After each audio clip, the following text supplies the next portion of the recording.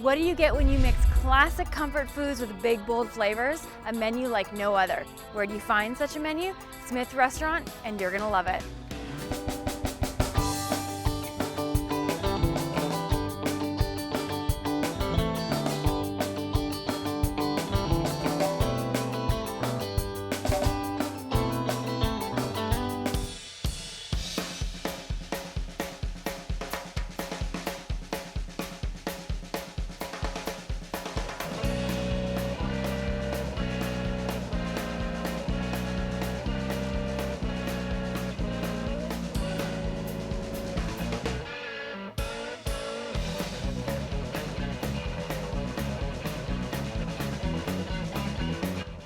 Today on Meghan's menu, I'm at Smith Restaurant cooking with Chef Alex. Nice for you to be here. So what is the first dish we're making? We're gonna start with breakfast. We're gonna do I think my favorite breakfast, red flannel hash. So it's a corned beef hash with beets. So the beets make it all. Oh, Right. Can't say I've ever had anything like that before. So how do you make it? So start off with a little bit of onions, which we've already caramelized for a couple hours to get nice brown.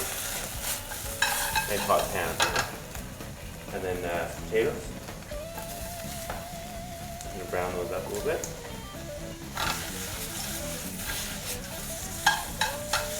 Nice hearty breakfast. You know, and hash is one of those things that I don't order that often, to be totally honest with you.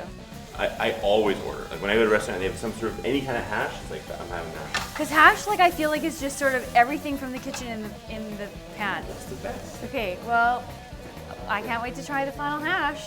So we have some corned beef, which we make in-house. Any secret spices on there we should know about?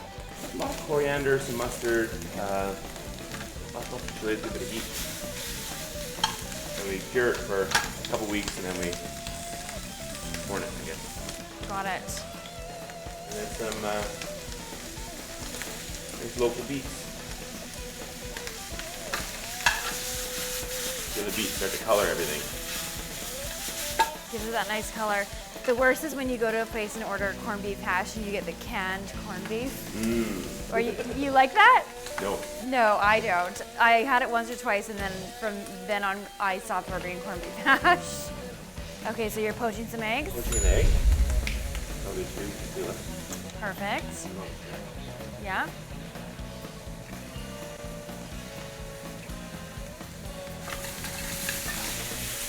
And all start to get what's the word? A nice pink color. Pink, it's getting brown. All the flavors are incorporating. And it's all put together.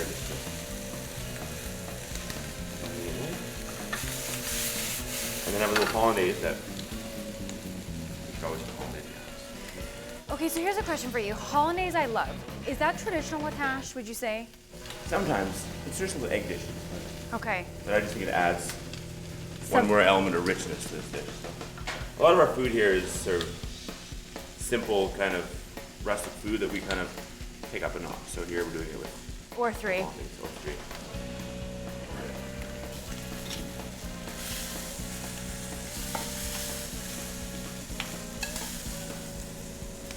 If I was coming here for breakfast, this is what I would order. Well, and this is nice too because it's, you know, quick, it's easy. You got, you know, lots of vegetable in there, some protein. You got a little bit of everything. And it's nice not to have, you know, the classic bacon and eggs once in a while, even though I am a bacon and eggs kind of girl. I love bacon and eggs. We gotta shake it up sometimes. Yeah, it's true. Very true. This is a little horseradish creme fresh. Horseradish and beef is a natural. So how do you make the creme fraiche with horseradish? Just For the creme fraiche, we just take heavy cream and sour cream and let it culture.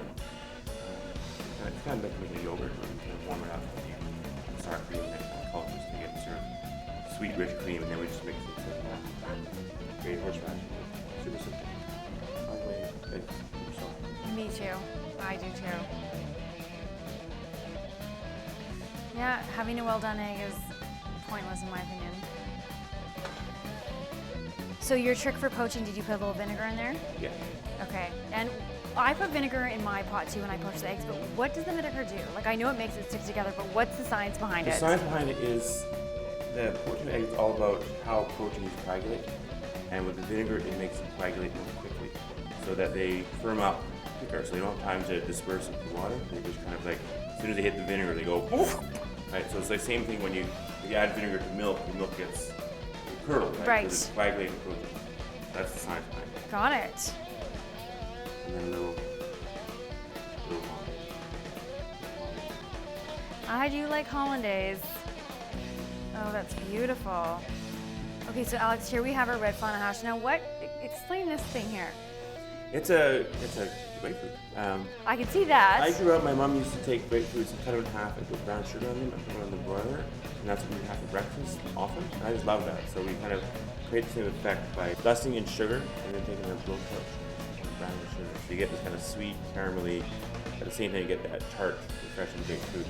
See, when I grew up, my mom and my grandma would give us grapefruit in the morning, you know, dipped in sugar, but they never browned it. So I'm just gonna give this a little taste.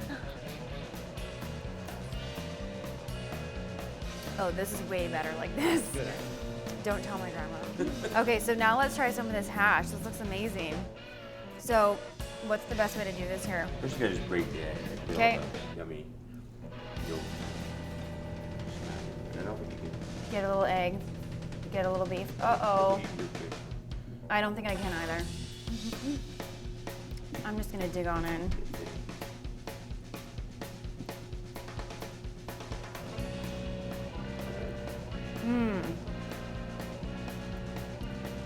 This is a hash I would definitely order again. This is delicious, Alex. I never thought I would be a hash kind of girl, to be honest. You did win me over. So if you guys are looking for some interesting breakfast options, come and see Alex here at Smith Restaurant. You're gonna love it. That was awesome.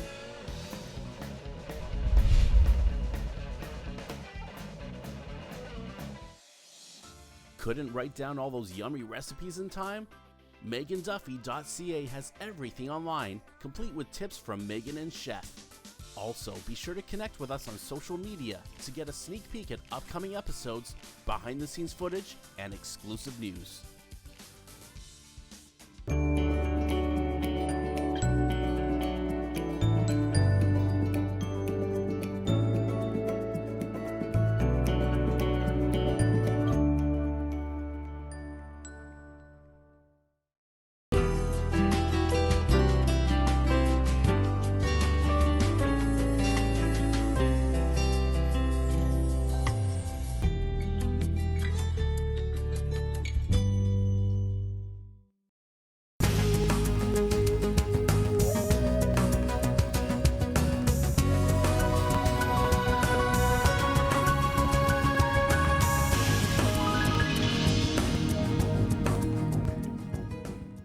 Call 12 Stone Creations for your home repairs, renovations, and maintenance. From small repairs to large projects, we've got you covered. For more details, visit us at 12stonecreations.com or call us at 204-599-3357.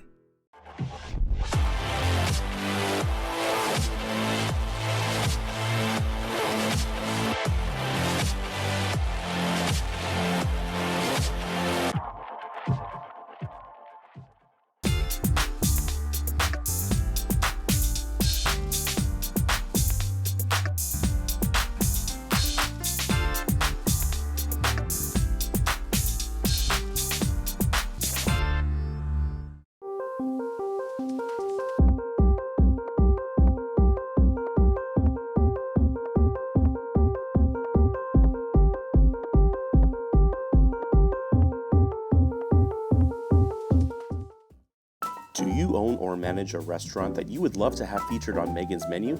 If so, email us and tell us everything about your establishment. But hurry, our next season is booking up fast. If you're interested in being on the show or working with us behind the scenes, we have volunteer opportunities available, and we would love to hear from you.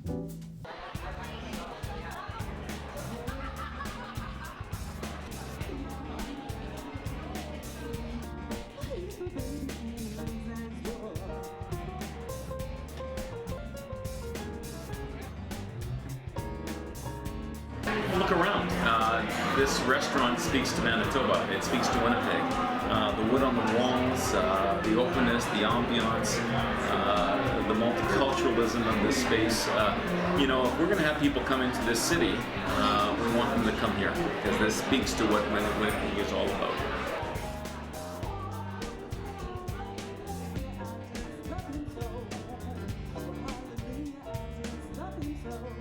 The food is fantastic. We know the chef, Alex, and it really is the ambience too. And of course, coming here with friends is most important, but the ambience and the food is phenomenal. Okay, so up next we are doing some kubasa. Give me some of the history behind kubasa. I did a little research around the name kubasa. Okay. Because when I was doing the dish, I would see different spellings and pronunciations, and I grew up thinking it was kubasa. And a lot of restaurants would put on the menu as Kolbassa. That's right. Which I thought was the correct version, right? And I started doing a little research, and apparently Kolbassa is the Polish version, and kubasa is the Ukrainian version. And so in Manitoba, the dish was brought by the Ukrainians. And because in Ukraine they don't use the same letters we use, that it got translated a different way. That's why there's so many different spellings of kubasa. Okay. But kielbasa is always spelled the same way because in Polish they use regular letters. Does it make sense? Got it. Okay, So- so if you see a kielbasa on the menu, it's technically the same thing as kubasa. Yeah, but it's a Polish version, and the kubasa is the. And we were thinking like, what are we going to call it here? And apparently the kubasa, the way we pronounce it in Manitoba, is Manitoba, Saskatchewan. We're the only ones to do it that way. Everyone else calls it something different. So we thought we'd stick with our heritage and call it kubasa. Kubasa it is. And so we make our own. And I know everyone's like, you know, the best kubasa is at whatever This butcher. place, This place, yep, this yep. is the best kubasa. I will say right now, ours is the best. We have the best kubasa on the That city. is a bold statement. It What comes makes in- yours so good? It's bigger than everyone else's. Okay. So we have a bigger sausage than everyone else. Bigger's better. And we use the pork from those Berkshire Happy Pigs. Oh, I think that's what okay. makes it good, is that nice, sweet Berkshire fat. So- Right. So that's what we're gonna do right now. No lean sausage here. No, it's all about having enough fat. So we make our own ham from those pigs, and then we make sausage using the ground meat from those pigs and the ham from those pigs. Wow. So it's all. So I'm just gonna make the sausage. The sausage is smoked over alder wood. There we go. I'm just gonna sear that up on the outside. And back here, I'm gonna cook a little bit of spätzle, which is like a rough, sort of, a rough noodle, The German pasta. German pasta. So I'm kind of cross-cultural here, German, Ukrainian, mixed together. There you go. All kinds of fits. And then we have our own sauerkraut as well. Of So course you do, Alex. everything if we can do ourselves, we will, or if we haven't yet, we will figure it out. Okay, so what is the trick with making good sauerkraut? Because I have had one of my friends' homemade sauerkraut that made me never want to have sauerkraut again. I won't say any names, but what's the trick to getting that nice balanced sauerkraut? It's just the right ratio of salt to cabbage. Using cabbages, I use like nice local cabbages that are straight off the field, so they're nice and juicy, so they really got all the juice and the salt. And then time. Like I think that controlling how much time it takes, it's just like our sauerkraut. It reminds me of the sauerkraut you used to buy from the Hutterite. It's very simple. There's no vinegar. There's no wine. It's just cabbage. No vinegar. No, true sauerkraut shouldn't have vinegar. Sauerkraut is cabbage that has soured itself. It's fermented cabbage. If you add vinegar, you're just making pickled cabbage. It's cheating. Oh, it's cheating. So our I'm a sauerkraut cheater. takes a month to make. What? A month? Come on. So it takes a lot of planning. Takes a month to make. So, and if you don't give it a month, it's just not quite there. So basically, you're fermenting the cabbage. Apparently, it's very good for you too. Any kind of true pickle, like a fermented pickle, like sauerkraut, is good for your probiotic life. So it's very healthy for you, the sauerkraut. Well, that is a nice white little wine. tip. So, okay, now when I look at your sauerkraut, you got some nice grainies in there. A little bit of caraway seed. Caraway seeds, okay. I think adds a nice little taste to it. And what are some of the spices you use in your kubasa? So we have mustard, coriander, lots of garlic, just sort of the salt, pepper, kind of the main. The basics. Yeah. Yep. Add it here. I'll let this cook down here a little bit.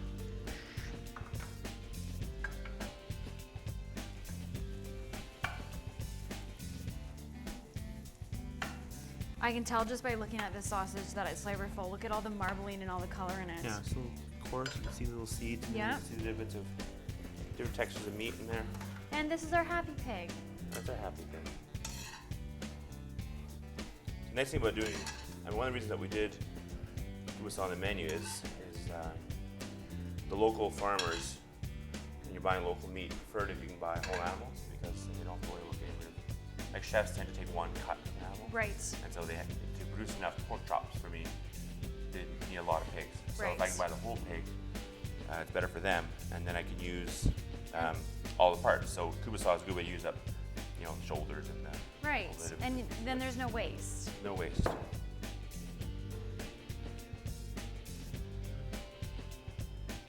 Mustard. We make our own mustards here as well. We make our own ketchup. We make our own So hot this sauce. to me looks like a grainy mustard. Yeah, Okay. it's our grainy beer mustard. So we make it with With beer. beer and local mustards. Saskatchewan, one of the largest mustard producers in the world. Okay, so here we have our finished product. This looks beautiful on the plate.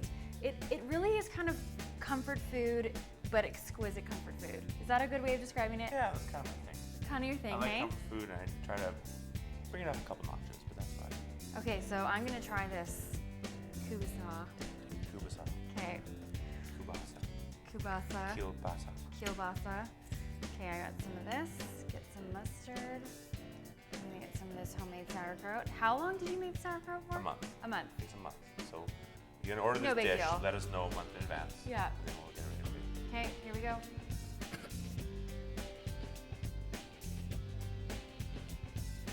I've never had sausage fall apart in my mouth. Ever. This is delicious. It's definitely a very exquisite sausage, if you can put those two words together, which normally you wouldn't. I'm gonna use that. I'm gonna go with exquisite here. Exquisite sausage. Yeah, it's divine. It's absolutely excellent. So if you're coming to Smith, I highly recommend ordering the sausage. Alex will fix it up just right for you. Just one more right. Thank you so much, Alex. This is delicious.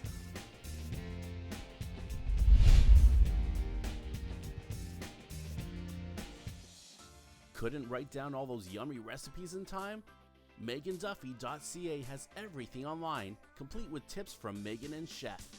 Also, be sure to connect with us on social media to get a sneak peek at upcoming episodes, behind the scenes footage, and exclusive news.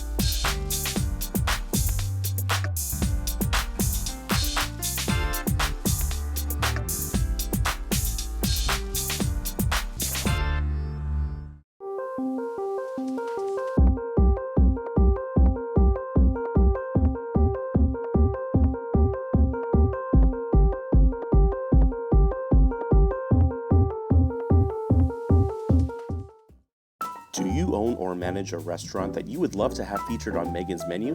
If so, email us and tell us everything about your establishment. But hurry, our next season is booking up fast. If you're interested in being on the show or working with us behind the scenes, we have volunteer opportunities available, and we would love to hear from you.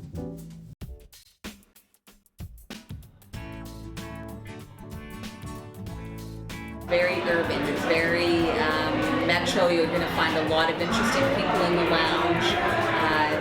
The restaurant has a real buzz to it. It's very lively. It feels like you're in a very busy place, but also a place that offers good food and great ambiance with all the people there. Up next on the menu here at Smith, we are making brown butter cheesecake. Now, Alex, tell me a little bit about how you came up with this dessert. I like cheesecake. Everyone likes cheesecake. I don't know. It's kind of boring, right? Yeah. I love brown butter. Me too. I do too. Anything that involves butter that's either brown or gets brown in the process or somehow gets brown is better than anything that doesn't have brown butter. It's just universal truth. Correct. So I thought, why not put brown butter in a cheesecake? So then we did this brown butter cheesecake. Did this recipe take a lot of trial and error? Because I feel like brown butter adding it would be a bit tricky. Yeah, it's getting the right amount of butter, getting enough of that brown butter flavor, getting the right color. I think the sort of inspiration was using brown sugar instead of white sugar, so you get up the brownness of it all. Right. And it kind of adds the whole, that kind of caramelly, nutty tones. As brown as it can be without being burnt. Right. So you can't be gentle because you basically dilute it with all the cream cheese. So you have to get the butter really nice and nutty before you start with it. So I was a little playing around with it. Okay. But it starts off with just a basic, standard graham cracker crust. Right. I've had cheesecakes with different crusts, and I think graham cracker crust makes the best cheesecake. I do too. I mean, I do like the Oreo if it's maybe a chocolate cheesecake or anything like that, but I have to say, my go-to is the graham cracker for sure. Something about that. I don't know what it is about graham cracker crust, it just works. You're gonna mix the melted butter in with the graham crackers, and then put it in your cheesecake pan.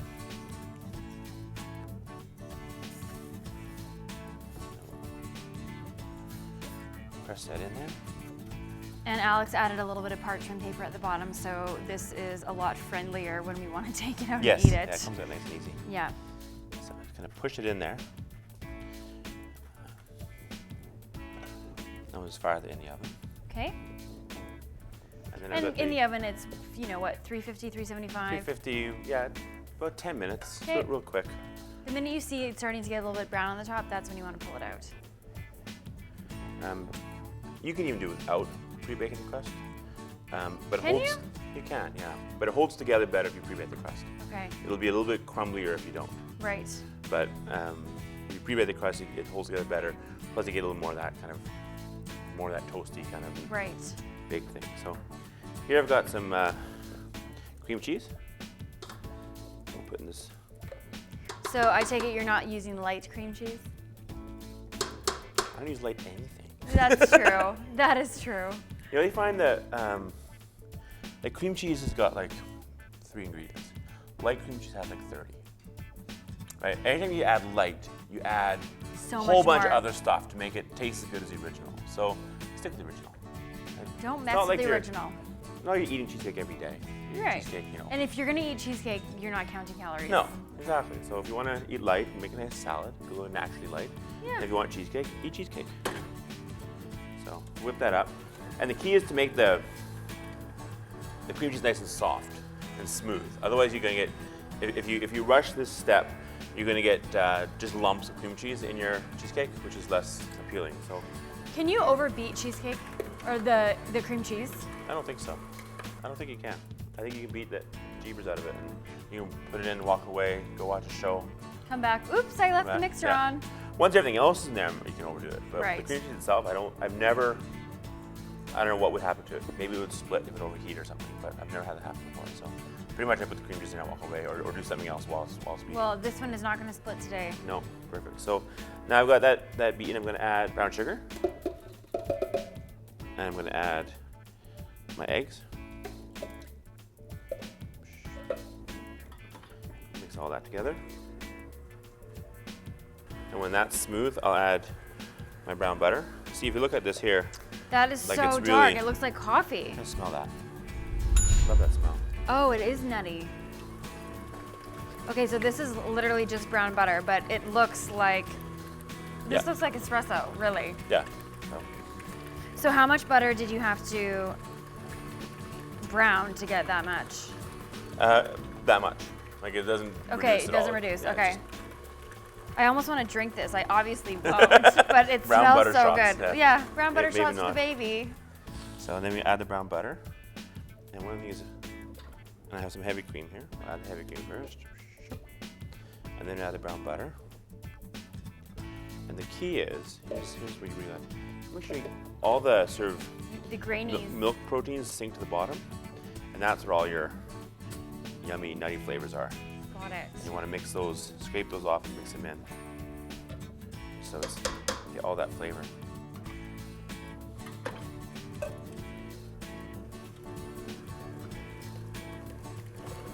See, if I didn't know that was brown butter, I would think that was vanilla bean. Yeah, you get a little, Yeah. that's done. Take my, Out of the oven it is. and I then, want to burn your hands. I want to burn my hands. I got tough chef hands.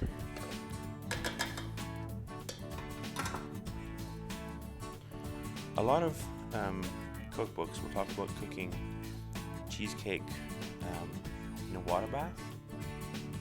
So you put it in wrap this in tin foil, put it in a big pan of water. I find most of the time it's not worth the trouble. And the idea is to cook it so really even and slow, but I find that you're doing it at home, you're gonna wind up with, you don't wrap it properly and it'll leak and you get water and you ruin your cheesecake. Or so I like to do it in a lower oven, like a 300 degree oven, so that it cooks nice and slow. You don't get the same kind of cracking. With this one too, you're not worried about it being perfectly white. Like when you're doing a New York style cheesecake, Right. you want it perfectly white. Right. With this one, it's already brown. So if it starts to brown on the edges, that's all good. So you're saying avoid the water bath. Yeah, don't do that. It's not Okay, worth it. because I will say I have had water leak into my Yeah. cheesecake before, and then I'm like, well, great, now what? Done right, you get that perfect, totally smooth, totally white cheesecake, and it's like sets like a creme brulee or something. But for this one, just put it in the oven. Put it low oven, 300 degrees. For how long? Takes about 45 minutes. Okay, so in the oven it goes. All right, here we go. That's about 45 minutes, and Okay. we're good to go. Okay.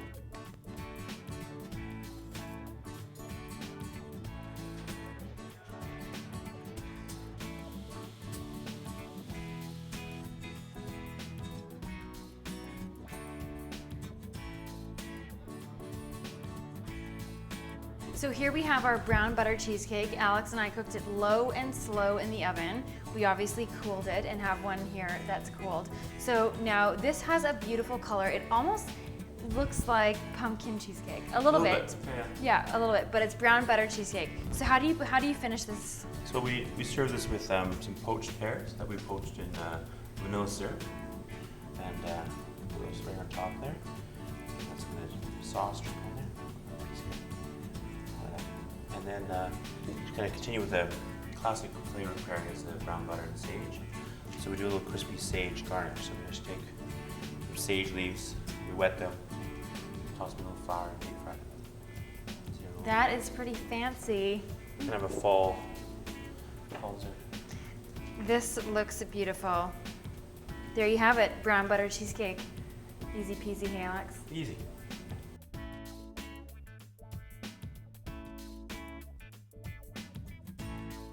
If an interesting culinary experience is something you and your friends are after, come and see Chef Alex at Smith Restaurant. You are gonna love it.